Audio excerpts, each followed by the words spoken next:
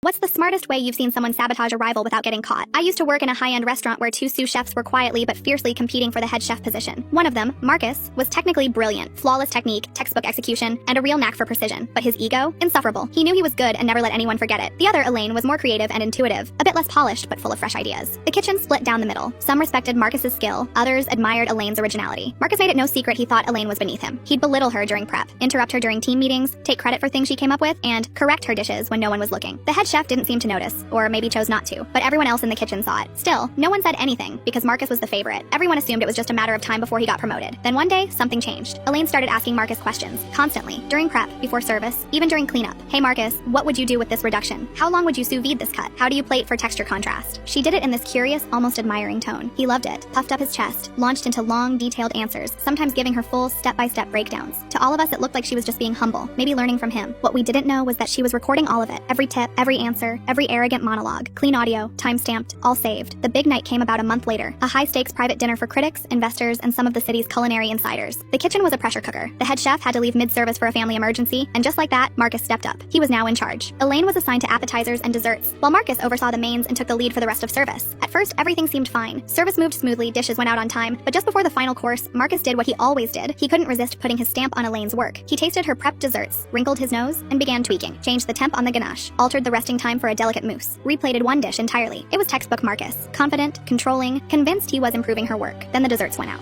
We watched from the kitchen as the servers delivered them and waited. You could feel the tension. The critics' faces said everything. Some looked confused, others politely pushed things around their plates. One actually frowned. In this world, that's a disaster. After cleanup, Elaine calmly walked over to the owner. She pulled out her phone and, without a word, played the recordings. One by one. Clip after clip of Marcus explaining the exact techniques, temperatures, and methods he'd used. Methods that just failed in front of critics and investors. The next day, Marcus was fired. No dramatic confrontation, no shouting. Just a quiet meeting in the office and then he was gone. Elaine didn't even gloat. She just came in, did her prep like always, and a week later was promoted to head chef. She never sabotaged him. She never altered his dishes, never threw him under the bus. She just asked questions, let him talk, and documented every moment while he unknowingly unraveled himself.